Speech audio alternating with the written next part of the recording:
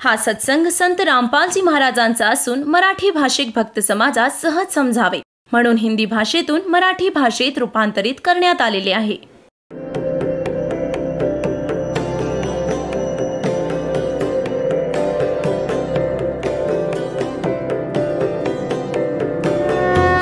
और ज्ञान सब ज्ञान डी कबीर ज्ञान सो ज्ञान और जैसे घोड़ा तोब कायम करता चले मैदान.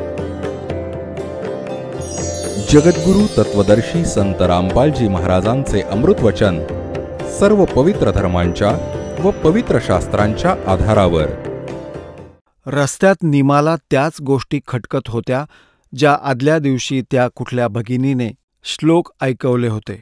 तर तिच्या मनात ती गोष्ट राहून राहून उसळी घेऊन येत होती. ती रडत होती. आपले भगवान शिवजींची प्रार्थना करत होती की हे शिवजी, आपल्या दासीलाही एक पुत्र दिला असता. आपल्या घरात कोणत्या गोष्टीची कमी आहे भगवन? माझंही संसारात मन लागलं असतं. दुनियेचे जे टोमणे ऐकावे लागतात. हे भगवान, तुमच्या घरात कोणत्या गोष्टीची कमी आहे असं म्हणून ती जोरजोरात रडू लागली. आता नीरूने म्हटलं की नीमा जर आपल्या नशिबात असतं तर भगवानांनी आपल्याला प्रदान केलंच असतं. आपल्या भाग्यातच नाहीये. नीमा, तू रडत जाऊ नकोस. अपत्य नाहीये, म्हातारपणी पुत्र नाहीये. तुझे डोळे खराब होतील. कुणी बोट धरणारही आपल्यापाशी नाहीये. तर रडू नकोस. भगवान जे करतील ते ठीक करतील. आता परमात्म्याला वाटलं असतं तर त्याने आधीच मूल दिलं असतं. अशी ते चर्चा करत करत लहरतारा तलावावर पोहोचले. त्यांच्या झोपडीपासून, कुटीपासून जवळजवळ 4 किलोमीटर अंतरावर तो लहरतारा तलाव जंगलामध्ये होता. प्रथम नीमाने स्नान केलं. स्नान करून ती बाहेर आली आणि त्यानंतर नीरू स्नानासाठी त्याच सरोवरात उतरला. ब्रह्ममुहूर्त, सूर्योदयापूर्वीच्या जवळजवळ 1.5 तास आधीच्या वेळेला ब्रह्ममुहूर्त म्हणतात.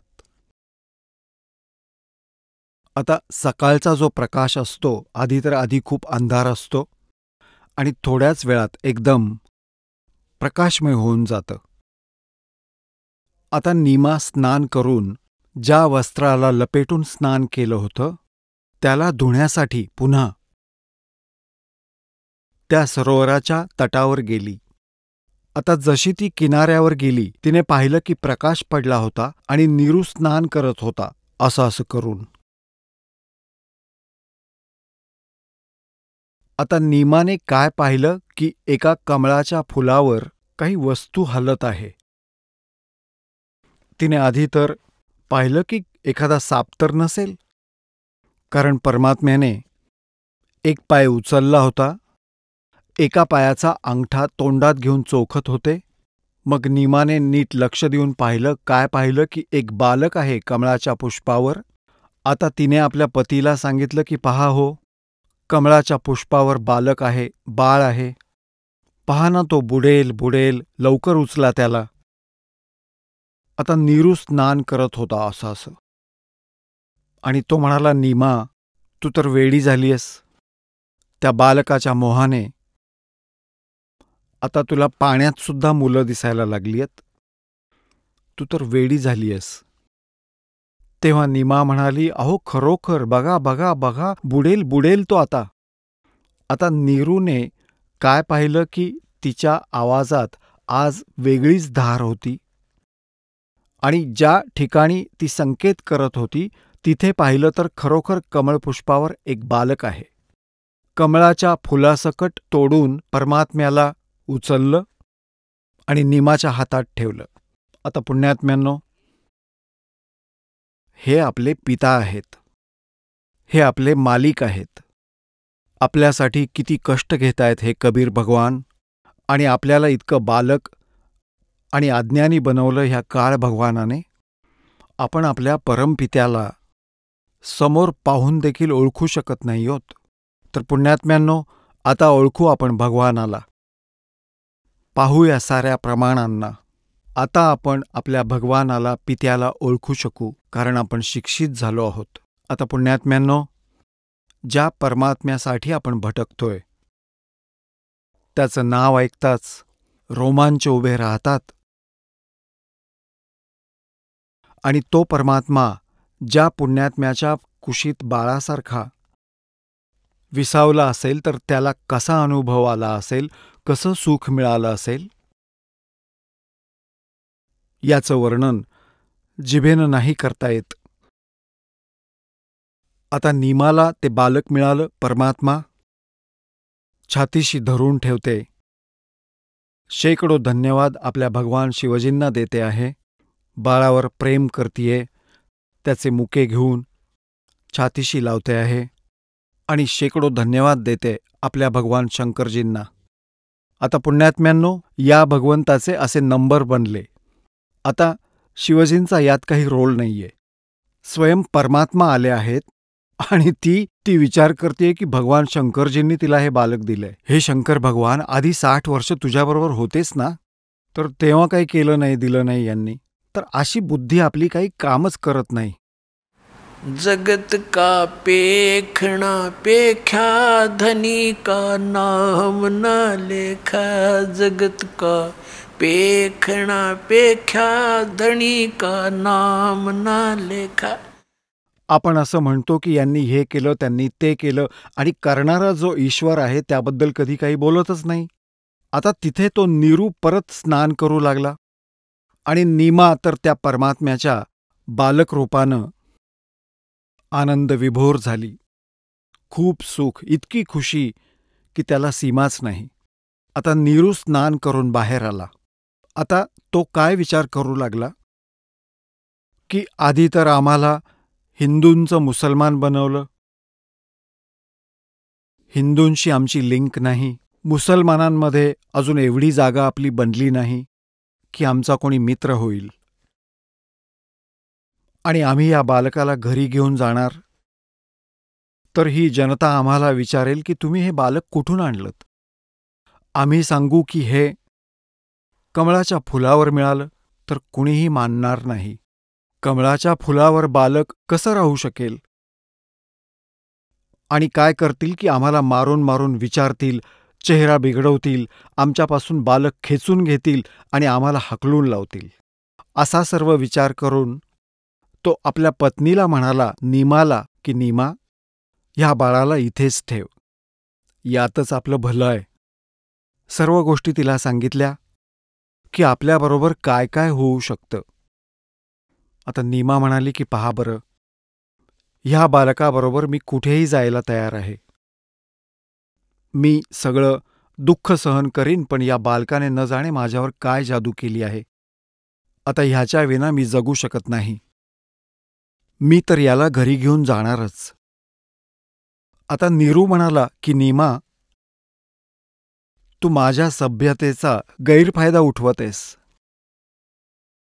मी तुझ्या प्रत्येक गोष्टीचं मी समर्थन करीत राहिलो आजपर्यंत, कारण आपलं काही मुलबाळ नव्हतं आणि जे काही तू सांगायचीस ते मी सर्व स्वीकार करत असे, यासाठी की तू कधी दुखावली जाऊ नयेस, कारण मूल नसल्याने तू आधीच दुःखी आहेस. आणि ज्या कारणामुळे तू इतकी हट्टी झाली आहेस की आज माझी एकही गोष्ट ऐकत नाहीयेस. आता ठेव त्या बालकाला, नाहीतर मी तुला थप्पड मारेन. असं सांगून असा हात उगारलाच होता. पहिल्यांदा आपल्या पत्नीवर हात उगारला होता त्या पुण्यात्म्याने. त्याचवेळी त्या नवजात शिशुरूपातील नीमाच्या कुशीतील परमात्मा कबीर साहेबजी, कबीर देवजी म्हणाले की नीरू, मला आपल्या घरी घेऊन चल, तुझ्यावर कुठलंच संकट येणार नाही, मी तुमच्यासाठी आलोय. आता तो घाबरला की नवजात बालक बोलतंय. हे भगवान, हा कोणी सिद्धपुरुष आला असेल, कुणी फरिश्ता असेल, कुणी भूतप्रेत असेल. घाबरला तो. गप्प राहून तो पुढे निघाला. ह्या बालकाविषयी काही विपरीत बोललो तर, आणि चालू लागला. घरी घेऊन आले. आता जनतेतील व्यक्ती विचारू लागले की हे कुठे सापडलं. नीमा म्हणाली की असा असा कमळपुष्पावर मिळाला आम्हाला. आता त्यावर कुणी काही ऑब्जेक्शन तर घेतलं नाही. आपापली अक्कल चालवू लागले की कमळाच्या फुलावर कसा असेल. कुणीतरी कदाचित सोडून गेला असेल. जसं त्यांची बुद्धी होती तसं ते बोलत होते. परंतु त्या परमात्म्याची सुंदर मूर्ती पाहून, त्यांच्या त्या सुंदरतेला पाहून आपापले अंदाज बांधू लागले. कुणी म्हणे की हा तर एकदम विष्णू भगवानांसारखाच दिसतोय, साक्षात विष्णू भगवानच आले आहेत. कुणी म्हणे हे तर शंकर भगवानांचं रूप आहे. कुणी म्हणतंय इंद्राचं रूप आहे. कुणी म्हणाले कुबेर आलाय पृथ्वीवर. इतकं सुंदर बालक कधी ऐकलं ना पाहिलं. आता पुण्यात्म्यांनो, तुम्हाला परमात्मा कबीरदेव साहेबांविषयी आदरणीय गरीबदास साहेबजींनी आपल्या अमृतवाणीमध्ये एक खूपच प्रत्यक्ष पाहिलेलं सत्य वर्णन केले. थोडासा इथे आदरणीय गरीबदास साहेबांच्याबद्दल थोडा संकेत देतो. आता आपण पवित्र ऋग्वेदामध्ये वाचलं की तो परमात्मा सतलोकात राहतो, धूलोकाच्या 3ऱ्या स्थानावर राहतो आणि राजासारखा विराजमान आहे. तो तिथे पाहण्यायोग्य दिसतो. राजासारख्या गतीमध्ये म्हणजे ओव्हरऑल कंट्रोलर, अनेक ब्रह्मांडांच्या स्वामीच्या रूपात राजासारखा तिथे विराजमान असतो, दिसतो आणि तिथून गतिमान होऊन येतो, चांगल्या आत्म्यांना भेटतो. हे विधान आहे परमात्म्याचं. तर तो 3 स्थितींमध्ये असतो. एका स्थितीत तर तो स्थिर आहे. सतलोकामध्ये मनुष्यासारखं शरीर आहे. 1 रोमकूपामध्ये करोडो सूर्यचंद्र मिळवले तरी अशी त्यांच्या शरीराची शोभा आहे. एवढं सुंदर शरीर आहे. आणि दुसऱ्या रूपामध्ये ते शिशुरूप धारण करून येतात. आणि 3ऱ्या स्थितीमध्ये एका साधू संताचं रूप घेऊन जेव्हा वाटेल तेव्हा कुणा पुण्यात्म्याला जाऊन भेटतात, त्यांना ज्ञान देतात. आपला सतलोक सचखंड दाखवून परत आणून सोडतात, ज्यामुळे पुढे येणाऱ्या काळात हे आपले साक्षी बनतील, ॲफिडेव्हिट देतील की कबीर इज गॉड. असंच सन 1518 परमात्मा कबीरदेव सशरीर गेले होते सतखंडामध्ये, सतलोकामध्ये, हजारो व्यक्तींच्या समोर. आणि परत 1727 सन 1727 जवळजवळ 210 वर्षांनंतर, जवळजवळ 200 वर्षांनंतर ते परमात्मा सचखंडातून चालत आले आणि गाव चोडानी, जिल्हा झज्जर, हरियाणामध्ये आदरणीय गरीबदास साहेबजी जेव्हा 10 वर्षांचे बालक होते, शेतात, आपल्याच शेतात, कारण हे जाट कम्युनिटीमध्ये जन्मले होते. आदरणीय गरीबदास साहेबजी शेतकरी होते आणि आपल्याच बऱ्याचशा गायी असत, बरोबर काही रोजंदारीचे गुराखी असत आणि गाववाले काही एकत्र सामूहिक गायी ठेवत असत, चरायला घेऊन जात. तर जंगलात गायींना चारत होते. फाल्गुन शुद्ध द्वादशीच्या दिवशी दिवसा साधारण 10 वाजता सतलोकातून उतरून परमात्मा आले एका जिंदा बाबाच्या रूपात. आणि तिथे एका जांडीच्या झाडाखाली सगळे गवळी म्हणजे गोपाल आहार घेत होते. गायी चरत होत्या आसपास, भली मोठी शेतं होती तिथं. परमात्मा एका साधूच्या रूपात तिकडून येताना दिसले. एक रस्ता होता तिथे, कबलाना गावापासून छुडाणी गावाकडे जाणारा पायी जाण्याचा रस्ता, पायवाट, एक पायवाट होती. जेव्हा परमात्मा साधू रूपात त्या गोपाळांजवळ, त्या गुराख्यांजवळ आले, जांडीच्या झाडाजवळ, तर त्या काळी अतिथी सेवा खूप करत असत. गोपाळ म्हणाले, महाराजजी राम राम. परमात्मा म्हणाले की भाई राम राम. महाराजजी या ना, भोजन करा, जेवण करा. परमात्मा म्हणाले, भोजन तर मी करून आलोय माझ्या गावातूनच. तुमचं गाव कुठं आहे? गवळ्यांनी विचारलं. किती दूर आहे इथून? तुमच्या गावाचं नाव काय आहे? तेव्हा परमात्मा म्हणाले, माझ्या गावाचं नाव सतलोक आहे. ते इथून 16 शंख कोस दूर आहे. त्या मुलांना आणि त्या गवळ्यांना काय समजणार, ते अशिक्षित होते. त्यांनी विचार केला की 16 कोस दूर असेल. पूर्वी दळणवळणाची साधनं नव्हती, त्यामुळे दूरच्या गावांबद्दल एवढी माहिती नसायची. त्यामुळे त्यांनी असा विचार केला की असेल सतलोक नावाचं गाव. म्हणाले की महाराज भोजन करणार नाही तर निदान दूध तरी प्यावंच लागेल. आम्ही पाहुण्यांना असंच जाऊ देत नाही. परमात्मा म्हणाले की मी कुमारी गाईचं दूध पितो आणि दूध द्यायचं असेल तर द्या. बसले. तर गवळी म्हणाले, बाबा तुमची दूध प्यायची नियत नाहीये, चेष्टा करता आहात का? वासरू कधी दूध देतं का? परमात्मा म्हणाले, बघा दूध द्यायचं असेल तर द्या, पण प्यायलो तर कुमारी गाईचंच पिईन. आता गरीबदासजी एक 10 वर्षांचं बालक होते. उठून गेले. त्यांचं एक आवडतं वासरू होतं, कुमारी गाय, जिला बैलाने स्पर्श केला नव्हता, म्हणजे कुमारी. त्याच्या गळ्याला दोरी बांधून त्याला खेचत आणलं आणि म्हणाले की हे पहा, हिला वासरू तर नाहीये, कसं दूध देईल? परमेश्वर कबीर देवजी म्हणाले, पहा तुझ्याकडे काही भांडं आहे का? छोटंसं पात्र असेल तर त्यात दूध काढूया. ते म्हणाले की एक छोटंसं भांडं आहे, मातीचं, छोटा मटका, ज्याच्यात 5-7 किलो दूध बसतं, किंवा कुठला पातळ पदार्थ, पाणी किंवा लस्सी ठेवायचे. ते स्वच्छ करून ठेवलेलं होतं. ते साफसूफ केलं आणि म्हणाले की हे भांडं घेऊन गायीच्या स्तनांखाली धरून बस. गरीबदासजी ते घेऊन बसले. 10 वर्षांचं बालक, परमात्मा कबीर देवजी जिंदा महात्म्याच्या रूपात उभे होते. त्या वासराच्या कमरेवर आशीर्वादाचा हात ठेवला, म्हणजे थोपटलं असं. स्तन मोठे झाले आणि दुधाची धार निघाली. जेव्हा ते भांडं भरलं, ते भांडं भरताच ती बंद झाली. गरीबदासजी म्हणाले, अरे महाराज आपण तर कमालच केलीत. घ्या दूध प्या. आता परमात्मा अर्ध दूध प्यायले, अर्ध तसंच ठेवलं आणि म्हणाले, घ्या मुलांनो, हा प्रसाद तुम्ही वाटून घ्या.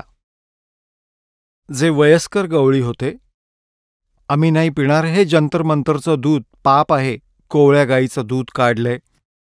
कोण जाणे तू कुठला जादूगार आहेस आणि दूध उष्ट केलेस, माहीत नाही तू कुठल्या जातीचा आहेस. आम्ही नाही पिणार तुझं उष्ट दूध. ते उठून निघून गेले. घाबरले सुद्धा, म्हणाले कोण जादूगार आहे हा? ते तर दूर निघून गेले आणि मागे राहिला त्यांचा प्रिय आत्मा गरीबदास साहेबजी. तर त्यांच्यात परमात्मा आणि गरीबदासजी यांच्यात खूप चर्चा झाली. तेव्हा गरीबदासजी म्हणाले, प्रभू खरोखरच ब्रह्मा विष्णू महेश यांच्यावरती पण कोणी देव आहेत का? कुठलं असं स्थान पण आहे का जिथे कधी जन्ममृत्यू होत नाही जसं आपण सांगत आहात? कृपया मला एकदा तरी ते दाखवा. दाताला तर ते दाखवायचंच होतं, साक्षीदार बनवायचं होतं. त्या आत्म्याला घेऊन ते वर गेले. ब्रह्मा विष्णू महेश यांची राजधानी दाखवली, परलोक दाखवले. त्या लोकमध्ये स्वर्ग दाखवला. स्वर्गात राहणाऱ्या व्यक्तींशी ओळख करून दिली. तू किती दिवस राहतोय स्वर्गात? ते म्हणाले, माझी वेळ संपली, माझी सर्व कमाई संपली. परमात्म्याने विचारलं, आता कुठे जाणार? म्हणाले, माहीत नाही कुठे जाणार. तर ह्या स्वर्गामध्ये एक अजून समस्या आहे. 3 वर्ष आधीच तुम्हाला कळतं की तुमच्याकडे अजून किती वेळ राहिला आहे. मग आता तुम्ही कुठे जाणार आहात? नरकातही जावं लागतं, गाढव पण व्हावं लागतं. आता 3 वर्ष आधीच त्यांचं अन्न पाणी सुटतं त्या स्वर्गामध्ये. मग दाखवलं परमात्म्याने वरती स्वर्गलोक दाखवला. तिथे नकली, ह्या काळाने बनवून ठेवलेले नकली शतलोक, नकली अलकलोक, अगमलोक, अकयलोक नकली बनवून ठेवलेत स्वर्गलोकात, ब्रह्मलोकामध्ये. मग धर्मराज न्यायाधीश लोकात गेले. जेव्हा धर्मराजाजवळ परमात्मा पोहोचले आणि त्यांच्याबरोबर तो गरीबदास साहेबांचा आत्मा, तर जसाही धर्मराजाच्या दरबारात परमेश्वरांनी प्रवेश केला 21 ब्रह्मांडांच्या न्यायाधीशांच्या त्या लोकमध्ये, तर न्यायाधीश उभे राहिले ते आणि आपलं आसन सोडलं. म्हणाले, या बसा भगवान. परमात्मा तिथं बसले नाहीत. जसा की उच्च अधिकारी आपल्या एखाद्या छोट्या कर्मचाऱ्याला जाऊन आदेश देतात, आणि तो आपली खुर्ची सोडून उभा राहतो आणि सलाम करतो, जी सर असं म्हणतो, शिष्टाचार असतो. तसंच धर्मराज उभे राहून हात जोडून आणि जे काही मालक आदेश देत होते ते शिरोधार्य करत होते. आता हा प्रसंग वेगळा आहे, इथे या चॅप्टरला पुढे नेणार नाही. मग सतलोकात घेऊन गेले.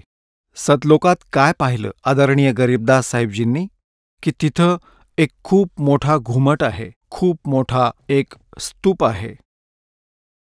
त्याच्या मधोमध उच्च सिंहासनावर परमात्मा विराजमान आहेत. डोक्यावर मुकुट आहे, सफेद आसन आहे, सफेद सिंहासन आहे, सफेदच परमात्म्याचं रूप आहे, शरीर आहे, रंग आहे आणि सफेदच पूर्ण लोक आहे. आता खालून जिंदा महात्म्याच्या रूपात जे परमात्मा जात होते, कबीरजी सतलोकात गेले होते, तिथे आपल्याच दुसऱ्या तेजस्वी रूपाला ते वारा घालू लागले, चौरी ढाळू लागले, जसा एक सेवक आपल्या गुरुदेवांची सेवा करतो. आता गरीबदासजींनी विचार केला की हा बाबाजी तर इथला कोणी नोकर असेल, सेवक, आणि भगवान तर असे ऐटीत सिंहासनावर बसले आहेत. आता थोड्या वेळात काय झालं की सिंहासनावर विराजमान असलेले ते तेजपुंज शरीराचे भगवान उभे राहिले आणि जिंदा महात्म्याच्या रूपात जे खालून गेले होते ते सर्व नियंत्रकाच्या सिंहासनावर विराजमान झाले. आणि तो तेजस्वी रूपातील भगवान चौरी उचलून त्या जिंदा महात्म्याच्या रूपाला वारा घालू लागला, सेवकाप्रमाणे. आता गरीबदासजींनी विचार केला की बाबाजींची तर भगवान सेवा करतायत त्यांची. तेवढ्यात काय झालं की ते तेजस्वी असलेलं शरीर त्या जिंदा महात्म्याच्या रूपामध्ये एकरूप झालं, एक झाले ते दोन्ही. एकटे कबीर देवजी जे बाबाजी जिंदा महात्म्याच्या रूपात होते ते सर्व नियंत्रकाच्या सिंहासनावर बसले आहेत, म्हणजे कुळाचे स्वामी असलेल्या रूपात. आणि चौरी आपोआप ढळली जात होती, स्वतःहून अशी फिरत होती. तेव्हा परमात्मा म्हणाले की गरीबदास, इथे होतास तू आधी, ही बघ तुझी घरं रिकामी पडली आहेत, मोठमोठी, लंबी चौडी, फ्लॅटचे फ्लॅट, आणि जाऊन बसले तिथे काळाच्या लोकात. सर्व डिटेल सांगितले, सृष्टीरचना सांगितली. तेव्हा गरीबदास साहेबजी म्हणाले, भगवान मला इथेच राहू द्या भगवान, ते जग चांगलं नाहीये. हे भगवान, मी कसा जाऊ परत त्या जगात? हे लोक बघितल्यावर तिथे कसा जाऊ भगवान? ते तर असे राहतात की जसे किडे मकोडे राहतात. इथे स्वर्गातले लोक पण महादुःखी आहेत भगवान, मला इथेच ठेवून घ्या मालिक. परमात्मा कबीरजी म्हणाले की नाही बेटा, तू इथून जेव्हा गेलास भक्तीने परिपूर्ण होतास आणि तिथे गेल्यावर तुम्हा सगळ्यांची बॅटरी डाऊन झाली. हे तर मी माझ्या शक्तीने तुला इथं आणलं आहे. आता तू परत जा. तुझे बंधू भगिनी काळाच्या जाळ्यात फसलेले आहेत, त्यांना हे ज्ञान समजावून सांग जे तू इथं पाहिलं आहेस, ते सत्य सांग. आणि बेटा, मी तुझ्याबरोबरच राहीन आणि तुला सतनाम देईन. त्या सतनामाची भक्ती स्मरण केल्याने तुझ्यामध्ये लवकरच ती भक्ती जागृत होऊन जाईल, जी तुला इथे घेऊन येईल. ती भक्तीची कमाई तुझ्या आत संचित होईल, इतकी संचित होईल की जसं गरीबदास साहेबजींनी परमात्म्याकडून प्राप्त केलेलं ज्ञान कसं बोलून दाखवलं आहे के सतनाम पालड रंग होरी हो, 14 लोक चढावे राम रंग होरी हो, 3 लोक पासंग धर रंग होरी हो, तो ना तुलाया राम रंग होरी हो. आदरणीय गरीबदास साहेबजींच्या नावात एक होरी नावाचं अंग आहे. होरी म्हणजे होळी, होळी म्हणजे आनंद साजरा करतात लोक. तर गरीबदास साहेबजी म्हणतात की हे नकली होळी आम्हाला अजिबात आवडत नाही. आम्ही तर राम नामाची होळी खेळू बाबा, जी आम्ही रोज खेळत जाऊ. एक दिवस खेळून आम्ही संतुष्ट होणार नाही. तर काय सांगतात की ह्या सतनामाच्या श्वासात उच्छ्वासात तुम्हाला 2 मंत्र दिले जातात, ज्यामध्ये एक ओम आहे आणि दुसरा तद्गुप्त आहे. ज्याला सतनाम प्राप्त आहे, ज्याला ज्ञान आहे, ह्याच्या एक श्वास उच्छ्वासाचं स्मरण तुम्हाला सांगितला जातो विधी जेव्हा नाव दिलं जातं. तर एका श्वासाचं स्मरण ती तुमची कमाई डिपॉझिट झालं ते तुमच्या अकाउंटमध्ये, आणि ती इतकी व्हॅल्युएबल आहे, इतकी किमती आहे की इथले 14 लोक, जसे की 7 खालचे पाताळ आणि वरचे शिवलोक, विष्णुलोक, ब्रह्माचं लोक, धर्मराजाचं लोक, दुर्गेचं लोक, ब्रह्मलोक आणि हे जे दुसरे आहेत गोलोक वगैरे, ह्या 14 लोकांना दुसऱ्या पारड्यामध्ये ठेवलं आणि एका पारड्यात एक श्वास ठेवला. त्या श्वासाच्या सतनामाची कमाई, त्याची व्हॅल्यू, त्याची किंमत. आणि 3 लोक पासंग धरले. कुठले? पृथ्वीलोक, स्वर्ग. एक कॉमन स्वर्गलोक आहे ज्याचा स्वामी इंद्र आहे. तो स्वर्गलोक, हा पृथ्वीलोक आणि खालचा पाताळ लोक. म्हणतायत हे 3 लोक हे तर ह्या सौद्यामध्ये असतच नाहीत.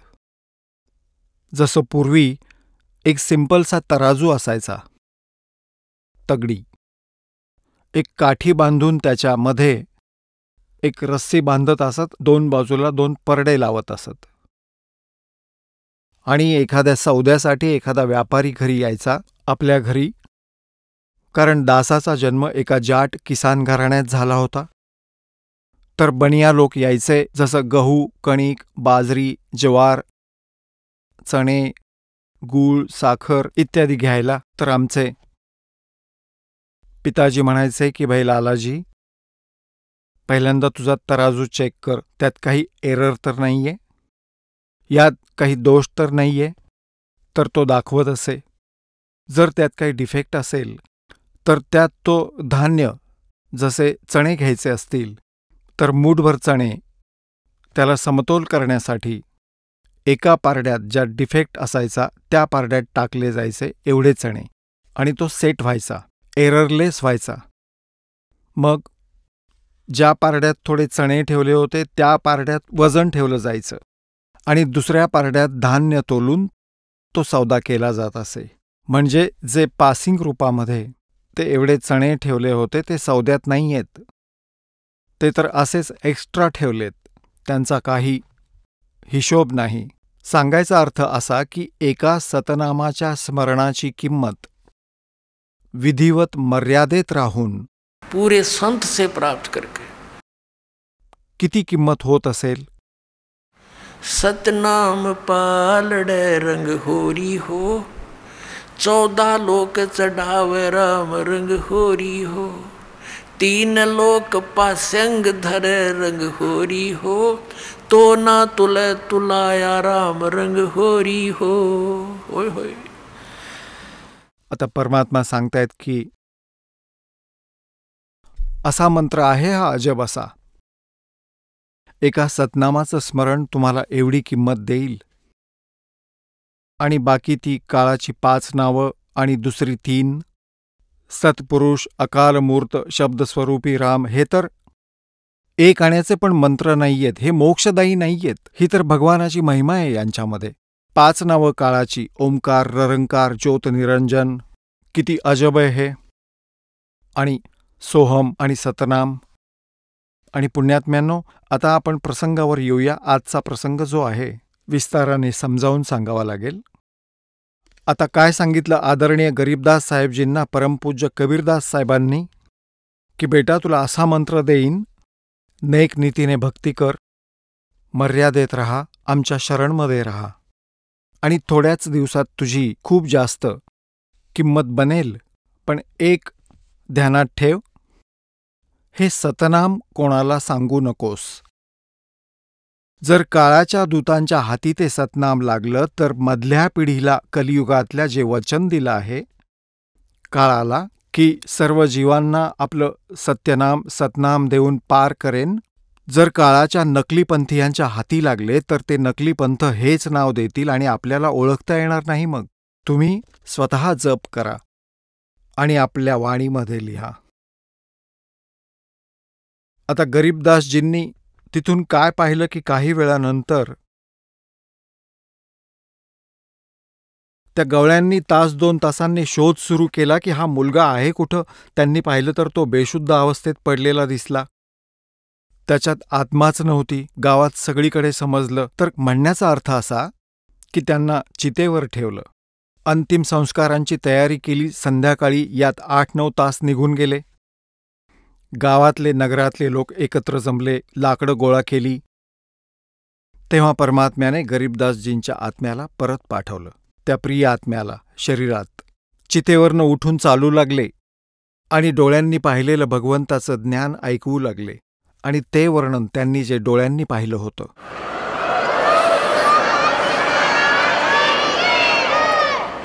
तर त्या परमात्म्याच्या विषयी जे डोळ्यांनी पाहिलेलं ज्ञान होतं, आदरणीय गरीबदास साहेबजींनी कशा प्रकारे परमात्म्याचं महात्म्य वर्णन केलं आहे ते आपल्यासमोर आता ऐकवतो. आता पुण्यात्म्यांनो, जसं तुलसीदासजींनी रामायण चौपाईंच्या माध्यमातून सांगितलं आहे, लाखो वर्षांपूर्वी घडलेल्या घटना श्रीरामचंद्रजींच्या काळातील आणि आज त्या सगळ्यांना मान्य आहेत. अशाच प्रकारे आदरणीय गरीबदास साहेबजींनी तुलसीदासजींची दिव्यदृष्टी जशी उघडली होती, ज्ञानयोग उघडला होता, अशा प्रकारे गरीबदासजींचा ज्ञानयोग समर्थ शक्तींनी उघडला व त्याच्यात आपलं ज्ञान फीड केलं. आता पुण्यात्म्यांनो, जशी दूरदर्शी असते, दुर्बीण, मायक्रोस्कोप म्हणतात, तर त्याची रेंज असते. एखादी 1-2 किलोमीटर पाहू शकते आणि एखादी तर पाहू शकते आकाशातील खूप दूरपर्यंतचे हे ब्रह्मांड. तर त्यांच्या रेंजमध्ये फरक असतो. तर गरीबदासजींची जी दृष्टी होती ती श्री तुलसीदासजींपेक्षा कितीतरी अधिक शक्तिशाली होती. तर जसं आपण तुलसीदासजीकृत रामायणाला आपण सत्य मानतो, तसंच गरीबदासजींनी लिहिलेल्या परमेश्वराच्या महिम्याला आपण सत्य मानायचंय. पहा, मी तुम्हाला आता सांगतो. 84 बंधन कटे किन्नी कल्प कबीरी, 52 चतुर्दश लोक सब है टूटे जम जंजीरे, अनंत कोट ब्रह्मांड में बंदी छोड़ कहाए, सो तो एक कबीरे हैं जो जननी जने नमाए. पुण्यात्म्यांनो, सर्व संकल्पना स्पष्ट होतील या परमात्म्याच्या वाणीने.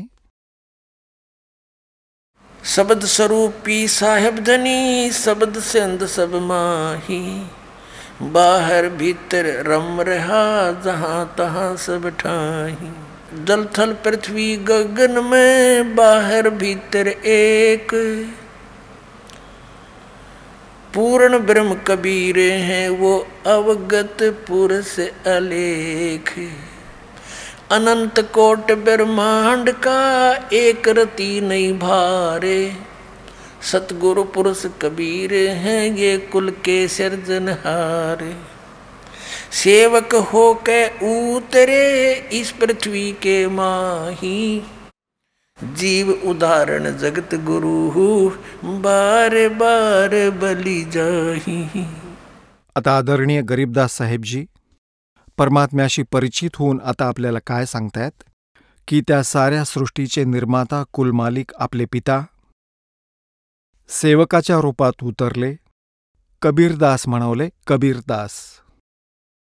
सेवक हो के उतरे इस पृथ्वी के माही, जीव उदाहरण जगत गुरु बार बार बली जाही. जीवांचा उद्धार करण्यासाठी ते जगद्गुरू म्हणजे साऱ्या विश्वाला ज्ञान देणारे, सच्च ज्ञान देणारे ते जगद्गुरू. आणि गरीबदासजी म्हणतायत की मैं बार बार बलिहारी जाऊं. त्या परमपित्याला त्याने कशी दया केली आमच्यावर. काशीपुरी कष्ट किया उतरे अदर अधारे, मोमिन को मुजरा हुआ वहाँ जंगल में दीदारे. म्हणतात काशीपुरीमध्ये परमात्म्याचं आगमन झालं आणि उतरे अधर अधार म्हणजे त्यांनी कुणा आईच्या पोटी जन्म नाही घेतला. वरून आले. अधर, अधर म्हणजे वरून आले, खाली आले. आणि मोमनको म्हणजे तिथं भेटले त्या मुसलमान विणकर ग्रहस्थाला जंगलात सरोवराजवळ. आता त्यांच्या किती स्वभावाचं वर्णन करतायत. कोट किरण शशि भाने सुध आसन अदर विमाने पर सतपूर्ण ब्रह्म को शीतल पिंड और प्राणे. आता निमाने कुशीत घेतलं होतं त्या परमात्म्याला, ज्या भगवानाचं नाव घेतल्याने आत्मा भारावून जातो की तो आपल्यासाठी किती दुःखी आहे आणि आमच्या भाग्यातही काही नाही. आमचा पिता आमच्या मागे मागे फिरतोय, आम्ही काळाची भांग पिऊन बसलोय. कबीर साहेब म्हणतायत, कबीर ये माया अटपटी सब गट आण अडी और किस किस न समजाऊं या कुएं भांग पडी. आता तो आपल्याबरोबर भटकतो आहे. ज्या परमात्म्याचे गुणगान सगळे ग्रंथ करतायत आणि तो एका त्या पुण्यात्म्याच्या कुशीत. आता त्याला किती आनंद अनुभवाचा होत असेल पुण्यात्म्यांनो. कोणीही जीव त्याचं वर्णन करू शकत नाही. आता काय म्हणतायत गरीबदास साहेबजी, कोट किरण शशि भाने सुध ये आसन अदर विमाने. परसत म्हणजे पूर्ण ब्रह्माला स्पर्श करताच आणि निमाचे शीतल पिंड आणि प्राण एकदम शांत झाले. निमाने परमात्म्यावर कसं प्रेम केलं. गोद लिया मुख चूम कर वो हेम रूप झलकनते जगर मगर काया करे जैसे दमके पद्म अनंते. आईने म्हणजे एका मातृभावाने बाळाशी जसं प्रेम केलं जातं, जसं मुका घेऊन आणि हृदयाजवळ धरलं, इतकं सुंदर शरीर परमात्म्याचं जसं सफेद बर्फ असतं. हेमरूप झलकंत. हेम हेम म्हणजे बर्फ. सफेदी जी बर्फाची असते ती सगळ्यात अधिक मानली गेली आहे. तर म्हणतात की स्नो व्हाईट कलर होता मालिक यांचा, इतकं सफेद सुंदर शरीर होतं. आता काय, जेव्हा घरी घेऊन आले त्या बाळाला, तर परमात्म्याला पाहून सर्वजण काय काय बोलले, आपापसात एकमेकात काय चर्चा झाली. काशी उमटी गुल भया ये मोमन का घर घेरे. कोई कह ब्रह्मा विष्णु है कोई कह इंद्र कुबेरे. की सिंपल चाइल्ड नाहीये हे, एक साधारण सामान्य बालक नाहीये हे, इतकं सुंदर रूप आहे त्याचं. तर म्हणतात की काशी उमटी म्हणजे सर्व काशी त्या ठिकाणी आली, राजा पण त्या ठिकाणी आला त्याला पाहायला. काशी उमटी गुल भया खूप गर्दी जमली. और मोमन का घर घेरे म्हणजे चारी बाजूंनी लोकांनी घराभोवती गर्दी केली. टोळी टोळीने लोक गाणं म्हणत आले. और कोई कह ब्रह्मा विष्णु है कोई कह इंद्र कुबेर. जे कोणी बघत होते ते म्हणायचे की असं बालक कधी पाहिलंच नाहीये. जसे खुद्द भगवान श्रीकृष्ण आले आहेत, भगवान शंकरदेव आले आहेत, किंवा कदाचित इंद्र कुबेर आले असतील. कोई कह वरुण धर्म राय है कोई कहत है ईसे. 16 कला सुभान गति ही कोई कहे जगदीश. भक्ति मुक्ति ले उतरे वे मेटन तीनों ताप. मोमन के डेरा लिया ये कहे कबीरा बाप. म्हणतात तो परमात्मा सर्वांचा मालिक आहे आणि एका मुसलमान विणकराला, त्या मुसलमान विणकर गृहस्थाला आपले परमात्मा पिता मानतात, बाप मानतात. कोई कहे छल ईश्वर नहीं कोई किन्नर कहलाए. कोई कहे गण ईश का जो जो मात्र साय. आता जशी त्या बालकाला खूप सारी नावं दिली ना, म्हणतात तेवढंच ती निम्मा त्यांना धमकी द्यायची की माझ्या बाळाला नजर लावाल तुम्ही, कुणी काय बोलतंय कुणी काय बोलतंय. खलक मुलक देखण गया वहाँ राजा परजारीत. जम्बू दीप जिहान में वो उतरे शब्द अतीत. दुनी कहे यू देव है ये देव कहते हैं ईश. ईश कहे ये पार ब्रह्म है पूर्ण विश्व बीश. आता पुण्यात्म्यांनो, हा दास आपल्याला वेद आणि सत्यकथेने हे प्रमाणित करू इच्छितो की कोण भगवान आहे आणि काय प्रमाण आहे. एकतर डोळ्यांनी पाहिलेलं ॲफिडेव्हिट हे गरीबदासजी देत आहेत, आणि मग आपल्याला वेदांमध्ये दाखवेल हा दास, आणि मग कबीर परमात्माजींची लीला जी 600 वर्षांपूर्वी आदरणीय धर्मदासजींनी लिहिली होती आपल्या करकमलांनी ती दाखवेल. तर आपण आपल्या भगवानाला समजूया, प्राप्त करूया. आता काय म्हणतात? दूध न पीवे न अन्न बखे, न पलने झूलनते, अदर अमान ध्यान में ये कमल कला फूलनते. आता काय म्हणतात की 25 दिवसांचे झाले भगवान कबीर साहेब, म्हणजे एका लीलामय शरीरामध्ये, आणि ना अन्न ग्रहण करायचे ना दूध प्यायचे, आणि स्वस्थ असे होते जसं काही एखादं बालक रोज 1 किलो दूध प्यायचं. इतकं स्वस्थ शरीर, आणि ते एखाद्या कमलासारखे वाढत होते, मोठे होत होते. कमळाचं एक नेचर असतं, स्वभाव असतो. कमळाचं फूल जर एखाद्या सरोवरात असेल आणि त्यात जर पाणी भरायला सुरुवात झाली, तर जितकी पाण्याची पातळी वाढेल, तर कमळाचं फूल त्या पातळीबरोबरच वरती येत राहतं, इतक्या स्पीडने वाढत राहतं. तर इथे काय सांगतायत आदरणीय गरीबदास साहेबजी? ते तुलना करून सांगू इच्छितात की ते 1 किलो दूध पिणाऱ्या बालकासारखे दिसत होते, पण खातपीत काहीच नव्हते.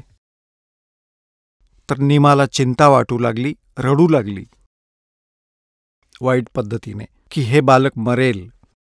काही खातपीत नाही, आता तर हे काही तासांचेच सोबती आहे. खूप वाईट पद्धतीने विलाप करू लागली. आता परमात्मा म्हणतायत, क्रय करावे साईया मन मलर उठा. रडत होती ती भगवान शिवजींचं स्मरण करून करून की हे भगवान शिवजी, हे दाता, एकतर हे बालक द्यायचंच नव्हतं, रडून भेकून ती वेळ घालवत होती, आणि हे परमात्मा, हे बालक दिलं होतं, आता परत घेत आहात. आता ही तुमची दासी जगू शकणार नाही ह्याच्याशिवाय. हा तर अंतिम निर्णय. मालिक अंतर्यामी होते, ते तर समजले की म्हातारी मरेल. इतकी मरण्याची भाषा तर करत होती, पण तिला मरायचं नव्हतं, पण ती खूप घाबरलेली होती आणि ती संतुष्ट होऊ शकत नव्हती. तर परमात्म्याने शिवजींचा रिमोट दाबला, परमेश्वर शिवजींचा. शिव उतरे शिवपुरी से वो अवगत बदन विनोदे, मैं के कमल खुशी भये जब लिया ईस को गोदे. आता कबीर साहेबांनी प्रेरणा केली भगवान शिवजींना की तुमची कोणी आत्मा तुमचं स्मरण करतीये, खूप विलाप करतीये. तर तिथं एक साधूच्या रूपात, महात्म्याच्या रूपात शिवजी येऊन उभे राहिले आणि म्हणाले, माई तू का रडतेस? आणि ती रडत होती. एक वेळ सहज नजर देऊन ती पुन्हा रडत होती.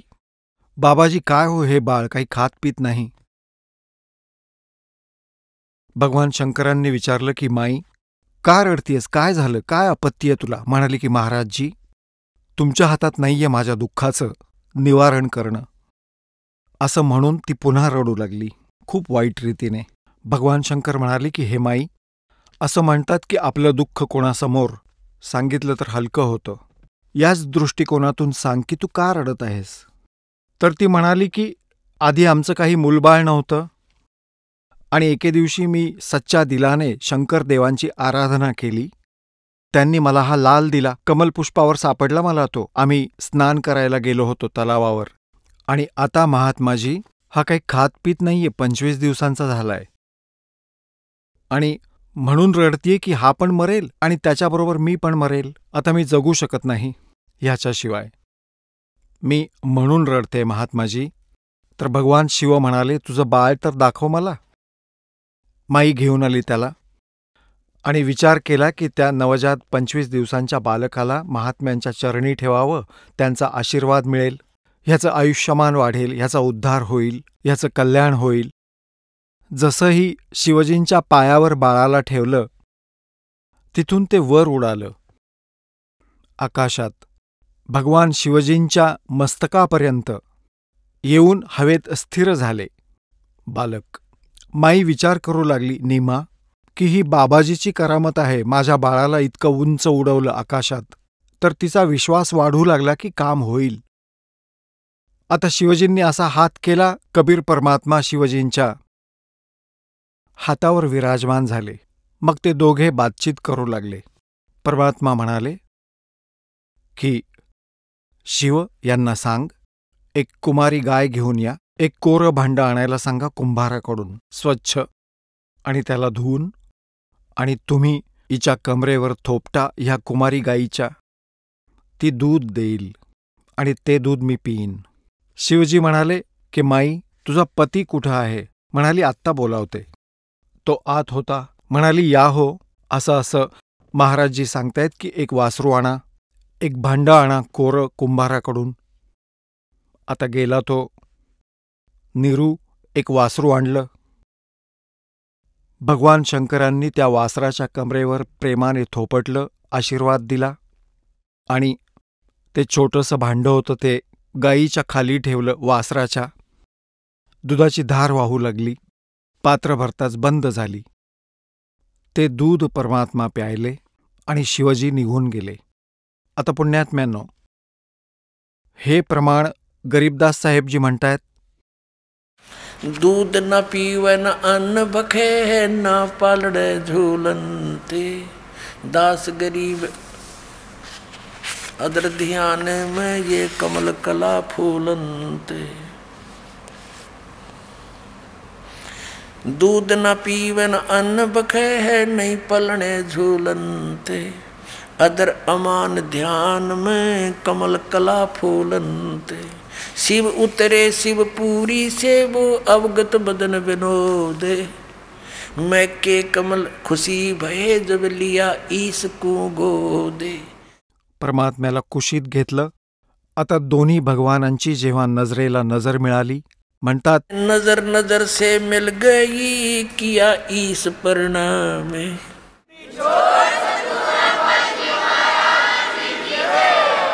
चला आता आपण त्या श्रद्धाळूंचे अनुभव जाणून घेऊयात ज्यांनी जगद्गुरू तत्वदर्शी संत रामपालजी महाराजांकडून नामदीक्षा प्राप्त केलेली आहे, तसेच त्यांच्याद्वारे सांगितलेल्या भक्ती मार्गावर चालत आहेत. नमस्कार सतसाहेब. आपलं नाव? माझं नाव प्रकाश लालसिंग पवार. आपण कुठून आलात? सर मी मुक्काम गोविंदवाडी, तालुका गेवराई, जिल्हा बीड इथून आलो आहे. आपला व्यवसाय काय आहे? सर मी बीड जिल्ह्यामध्ये मागील 10-12 वर्षापासून शिक्षक या पदावर आहे. शिक्षकाची नोकरी करतो. संत रामपालजी महाराजांची गुरुदीक्षा आपण कधी घेतली? सर जी संत रामपालजी महाराजांची गुरुदीक्षा मी जानेवारी 2014 या वर्षामध्ये घेतलेली आहे. संत रामपालजी महाराजांची गुरुदीक्षा घेण्याअगोदर आपण व आपला परिवार कोणती भक्ती साधना करत होतात? सर जी संत रामपालजी महाराजांकडून दीक्षा घेण्याच्या आधी माझा परिवार हा आधीपासूनच भक्ती मार्गामध्ये आहे. माझे वडील हे बंजारा कास्टमधून किंवा बंजारा जातीमधले भजन म्हणायचे, तसेच माझे भाऊसुद्धा भजन म्हणायचे. त्याचबरोबर आमच्या घरामध्ये श्रीकृष्णाची पूजा ही पूर्वीपासून करतात. मग ती श्रीकृष्णाची पूजेमध्ये मी जन्माष्टमीला घट बसवणे, रात्रभर जागरण करणे आणि त्यानंतर मग ज्यावेळेस चंद्र निघेल त्यावेळेस ती भोग लावून त्यानंतर आम्ही ती उपास सोडायचो. त्यानंतर दुसऱ्या दिवशी आणखी प्रसाद व्हायचा आणि प्रसाद तो आम्ही अख्ख्या गावाला खाऊ घालायचो. त्याचबरोबर श्रावण महिन्यामध्ये अख्खा श्रावण महिना आम्ही उपास करायचो, निराहार राहायचो, एक वेळेस जेवण करायचो फक्त. कारण की मला मोक्षाची गरज होती आणि त्या परमात्म्याचा शोध होता. त्यामुळं मी ही जी भक्ती आहे कृष्णाची आहे, शिवाची आहे, तन मन धनापासून करायचो. आणि आमचे भाऊ आणि वडील ह्या बंजारा कास्टमधून भजन करत असल्यामुळे सगळ्या घरामध्ये आमच्या भक्तिमय वातावरण होतं. परंतु माझे वडील हे तांड्याचे नाईक होते. कालांतराने माझे भाऊ भजन करत असताना भक्ती मार्गामध्ये असतानासुद्धा 2001ला त्यांचा मृत्यू झाला. माझ्या मनामध्ये प्रश्न पडला, मला इतका भक्ती करणारा माणूस आणि अचानक मृत्यू कसा होतो? परंतु त्या काळामध्ये ज्या काही भक्ती साधना आहेत ते मी करत राहिलो. तांड्याचा नाईक असल्यामुळे मी दर महिन्याला आमच्या गावामध्ये दुर्गा मातेची पूजा करतात. पूजा म्हणजे काय तर बकरा किंवा पाट आणणे आणि ती कापणे आणि ती कापल्यावर तो प्रसाद अख्ख्या गावाला प्रसादरूपी वाटणे, ही पूजा मी करत होतो. आणि असं करता करता मग जशा प्रचलित भक्ती आहेत त्या सगळ्या भक्ती आम्ही करत होतो. सर जसं की तुम्ही सांगत आहात की तुम्ही पूर्वीपासूनच भक्ती मार्गात होतात आणि तुम्ही भक्तीच्या पोटी एका जीवाची हत्या करत होतात आणि असं असताना तुम्ही ती भक्ती मानत होतात आणि तुम्ही देवीदेवतांची पूजा करत होतात, तर मग तुम्ही संत रामपालजी महाराजांची गुरुदीक्षा कशी घेतली? सर माझी मनापासून इच्छा होती की मला मोक्षप्राप्तीसाठी भक्ती करायची आहे आणि त्यामुळे ह्या साधना मी पहिल्यापासून करत होतो. आणि अशा प्रकारे एक वेळेस मी बाजाराला गेलो होतो आणि बाजारामध्ये गेल्यावर बाजार केला आणि मांसाहार तर मी करतच होतो. मांसाची बॅग घेतली आणि वापस गावाकडे आलो. तर एका मुलाकडे, माझ्या मित्राकडे पुस्तक होतं ज्ञानगंगा नावाचं. त्याचं वरचं कवर मी पाहिलं. मी मला बघू दे किंवा मला दे. तुम्हाला नाही म्हणलं, मी आणलंय, माझ्याकडे राहू दे. आणि ते मला थोडं बघू तर दे. मी पाहिलं तर त्या ज्ञानगंगा पुस्तकाच्या पहिल्या पेजवर त्या उलट्या वृक्षाचं चित्र होतं, जसं मूळवर होतं आणि खाली पेड आणि खाली फांद्या होत्या. त्या फांद्यामध्ये ब्रह्मा विष्णू महेश यांचे चित्र होते. माझ्या मनामध्ये क्लिक झालं, मला थोडंसं टच झालं, सुई टोचली माझ्या मनाला. ज्या ब्रह्मा विष्णू आणि शिव यांची आपण साधना करतोय हे तर खाली आहेत, परंतु मला ते पुस्तक न दिल्यामुळे त्या पुस्तकासाठी मला जवळजवळ 3 महिने वाट पाहावी लागली. नंतर परमात्म्याची दया झाली, मला 3 महिन्यानंतर ते पुस्तक भेटलं. पुस्तक भेटल्यावर मी इतकं आनंदित झालो की माझ्या आनंदाला सीमा नव्हती. मी घरी आलो, ते पुस्तक वाचलं आणि सुरुवात केली. त्याच्यामध्ये संत रामपालजी महाराजांनी सांगितलं होतं की आपण आत्तापर्यंत जे शाश्वत सुख आहे, ते सुखाचा प्रयत्न करत आहोत, परंतु ते सुख या लोकात नाही, असं पहिल्या पण होतं. माझी रुची वाढली. हे पुस्तक मी वाचत गेलो. तर या पुस्तकाचं जे ज्ञान आहे, तर हे ज्ञान हे आपल्याला पूर्ण ब्रह्माची भक्ती करायची आहे. आणि आपण जी भक्ती करतोय ती तर ब्रह्मा विष्णू महेशाची आहे. आणि हे ब्रह्मा विष्णू महेश तिन्ही मृत्यू पावतात, तिन्ही मरतात. हे अमर नाही, शाश्वत नाही, अविनाशी नाहीत. आणि भगवद्गीतेमध्ये सांगितलं की तो परमात्मा अविनाशी आहे. आमच्या गावामध्ये सप्ताह व्हायचा आणि सप्त्यामध्ये पण हे सांगितलं जायचं की अजपाजाप उलट हा प्राणाचा, तेथेही मनाचा निर्धारू होय. हे अजपाजाप त्या पूर्ण परमात्म्याला प्राप्त करण्याचं आहे, परंतु आपण तर भक्ती ही ब्रह्मा विष्णू महेशी करतोय. हे माझ्या मनाला कुठेतरी टोचलं आणि नंतर पुढे पुस्तक वाचलं. मी म्हणलं हे ज्ञान आहे, पण ह्या ज्ञानाला पुरावा काय, हे शास्त्रानुसार आहे की नाही. मग हे माझ्याकडे पहिल्यापासून भक्ती आपली गीता होती, ज्ञानेश्वरी होती, महाभारताचे 2 खंड होते. मग हे ग्रंथ मी चालण्यास सुरुवात केली, तपासून पाहिले. तर जसं रामपालजी महाराज सांगतात त्याच प्रकारचं ज्ञान शास्त्रामध्ये आहे. आणि आतापर्यंत आपल्याला हे सांगणारं कोणी नव्हतं. आणि मग मला ह्या पुस्तकाचा, ह्या ज्ञानगंगेमध्ये रस वाढला, मला त्याची आवड निर्माण झाली. मी सगळे शास्त्र चेक केले आणि मग शेवटी असं जाणवलं की संत रामपालजी महाराज हे भक्तिमार्ग शास्त्रानुसार सांगतात. जो शास्त्रामध्ये आहे त्याच प्रकारे सांगतात. त्यामुळं हे सत्य आहे. असं नाही की मी शिक्षक आहे सर. हे जे भक्ती घेतली हे काय डोळे झाकून नाही घेतली, ही पूर्ण ज्ञानानुसार घेतलेली आहे. शास्त्राच्या पुराव्यानुसार शास्त्रामध्ये सत्य आहे का, भगवद्गीता, वेद, कुराण, पुराण, गुरुग्रंथ साहेब, ह्या सगळ्या शास्त्राचा पुरावा रामपालजी महाराज देतात आणि मग आपल्याला ते ज्ञान सांगतात. त्यामुळं ही भक्ती सत्य आहे आणि त्यामुळं मी रामपालजी महाराजाकडून दीक्षा घेतली.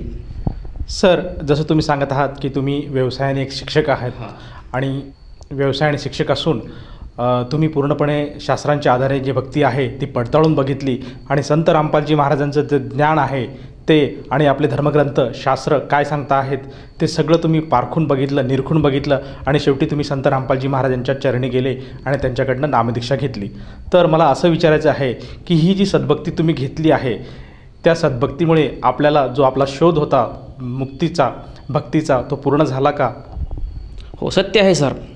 गीता अध्याय नंबर 15 श्लोक नंबर 1 कृष्णा अर्जुनाला सांगतो की अर्जुना, ज्याचं मूळ वर आहे आणि फांद्या, त्याला पेड आहे आणि खाली फांद्या आहेत, आणि अशा वृक्षाचा जो संत, जो साधू, जो माणूस, जो मूळ म्हणजे काय, खोड म्हणजे काय, फांद्या म्हणजे काय आणि वेद ही त्याची पाने आहेत, हे सेपरेट करून सांगेल, तो तत्वदर्शी संत आहे. त्यानंतर अध्याय नंबर 15 श्लोक नंबर 16 तिथं सांगितले की द्वामिमो पुरुषो क्षराच्च क्षरैवच्च, म्हणजे या जगामध्ये 2 प्रभू आहेत, 2 स्वामी आहेत, एक क्षर आणि एक अक्षर. ह्या दोन्ही लोकांच्यामध्ये आत्मा ही अमर आहे आणि जीव शरीर जे आहे नाशवान आहे. पुढे अध्याय नंबर 15 श्लोक नंबर 17 मध्ये सांगितलं की उत्तम पुरुष तो अन्यही परमात्मा इति उदाहरते, म्हणजे क्षर आणि अक्षर या दोन्हीपेक्षा जो उत्तम परमात्मा आहे हा कोणी वेगळाच आहे आणि परमात्मा इति उदाहरते म्हणजे तो परमात्मा आहे आणि तो अविनाशी परमात्मा आहे आणि त्या अविनाशी परमात्म्याचं नाव कबीर असं आहे. त्यामुळे संत रामपालजीचं महाराज ज्ञान हे सत्य आहे, ह्याला भगवद्गीतेचा पुरावा आहे. त्यानंतर याच्यावर पण मला समाधान झालं नाही. अध्याय नंबर 8 श्लोक नंबर 1 अर्जुनाने प्रश्न केला कृष्णाला किम तत्ब्रह्म, किम आध्यात्म, किम पुरुषोत्तम, किम आदिदैवम.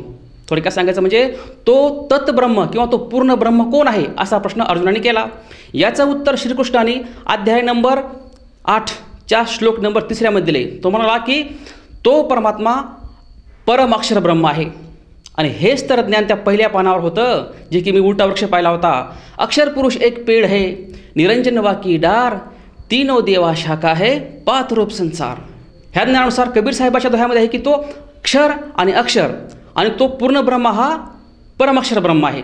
याला शास्त्राचा पुरावा आहे, यात काही खोटं नाही. आपण आपल्या शास्त्रामध्ये तपासून सुद्धा पाहू शकतो. सर, जसं तुम्ही सांगत आहात की पूर्ण ब्रह्म हे कबीर साहेब आहे आणि कबीर साहेबांचीच भक्ती संत रामपालजी महाराज देतात, तर या भक्ती साधनेतनं आपल्याला व आपल्या परिवाराला काही लाभ प्राप्त झाला का? सरजी, ह्या साधनेने लाभच लाभ झाला आहे मला. सुखच सुख आहे, काही तोटा नाही. ज्यावेळेस मी पहिली भक्ती करायचो तर या पहिली भक्तीमध्ये मांसाहार करणे, आणि ज्यावेळेस मांसाहार करायचो त्यावेळेस मित्राच्या संगतीने मी दारू प्यायचं शिकलो होतो. दारू पित होतो. मग दारू पिल्यावर घरी बायकोशी भांडणं, परिवाराशी कलह, अशा प्रकारे, आणि पैशाचा खूप अशा प्रकारे व्यय चालला होता. खूप पैसा चालला होता आणि समाजामध्ये बदनामीसुद्धा झालेली होती. खूप दारू पितो. आणि नंतर मग ज्यावेळेस ही दीक्षा घेतली तर परमात्म्याचा नियम हाच आहे की मांसाहार करायचा नाही, दारू प्यायची नाही, तंबाखू खायची नाही आणि परस्त्रीकडे वाईट नजरेने पाहायचं नाही.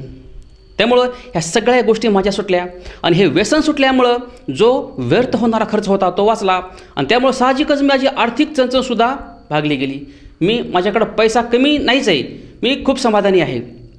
त्याचबरोबर भक्ती घेण्याच्या आधी मला 2-3 आजार होते. मला उन्हाळी लागायची. लघवी केली की मला त्रास व्हायचा. मग ज्यावेळेस दीक्षा घेतली तेव्हापासून तो आजार कसा नाहीसा झाला याचा मलाच मेळ नाही.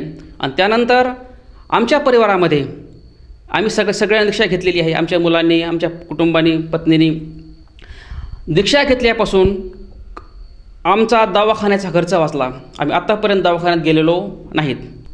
सर, जसं तुम्ही सांगत आहात की संत रामपालजी महाराजांची दीक्षा घेतल्यानंतर आपल्याला व आपल्या परिवाराला बरेचसे लाभ प्राप्त झाले. आपली आर्थिक परिस्थिती सुधारली, आपले जे व्यसन होते ते पूर्णपणे दूर झालेत. त्याचप्रमाणे आपल्याला कुठल्याही प्रकारची शारीरिक व्याधी राहिली नाही. तर या अनुषंगाने आपण इतर भक्त समाजाला काय संदेश द्याल? सर जी, मी संदेश काय देऊ शकतो, मी प्रार्थना करू शकतो की आपल्या टी व्हीवर काही नंबर येतात, त्या नंबरवर तुम्ही फोन करू शकता. आणि प्रत्येक जिल्ह्यामध्ये संत रामपालजी महाराजांकडून दीक्षा घेण्यासाठी नामदान केंद्र उभी आहेत. नामदान केंद्र आहेत, त्या ठिकाणी जाऊन आपण नामदीक्षा घेऊ शकता. सर, जसं तुम्ही सांगत आहात की संत रामपालजी महाराजांच्या कृपेने आज महाराष्ट्रामध्ये प्रत्येक जिल्ह्यामध्ये नामदान केंद्राची सुविधा उपलब्ध झाली आहे. आणि ज्या व्यक्तीस नामदान घ्यायची इच्छा असेल ती व्यक्ती तिथे जाऊन आत्मकल्याणासाठी नामदान घेऊ शकते. परंतु मला असं विचारायचं आहे की हे जे नामदान आहे, या नामदानाची प्रक्रिया काय आहे आणि त्याच्यामध्ये किती खर्च येतो? सर जी, संत रामपालजी महाराजांकडून नामदीक्षा घेण्यासाठी आतापर्यंत आपण हेच पाहिले आहे की इतर ठिकाणी गेल्यावर आपल्याकडनं पैसा घेतला जातो, परंतु संत रामपालजी महाराजांकडून दीक्षा घेण्यासाठी कुठल्याही प्रकारचा पैसा लागत नाही. उलट आपल्याला जी 3 टाईमची आरती असते दीक्षा घेतल्यानंतर, त्यासाठी भक्तिबोध असतं. भक्तिबोध आहेत. आणखी जे साहित्य आहे ते मुफ्तमध्ये दिलं जातं. कुठल्याही प्रकारचा 1 रुपया खर्च करण्याची गरज नाही. आणि संत रामपालजी महाराजांकडून दीक्षा घेण्यासाठी कुठल्याही प्रकारचा शुल्क देण्याची गरज नाही. धन्यवाद. सतसाहेब.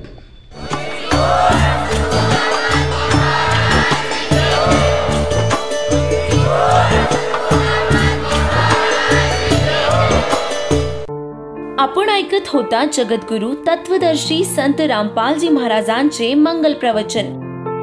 निशुल्क नामदीक्षा प्राप्त करण्यासाठी आणि अधिक माहितीसाठी संपर्क करा 7030303951 7030303952.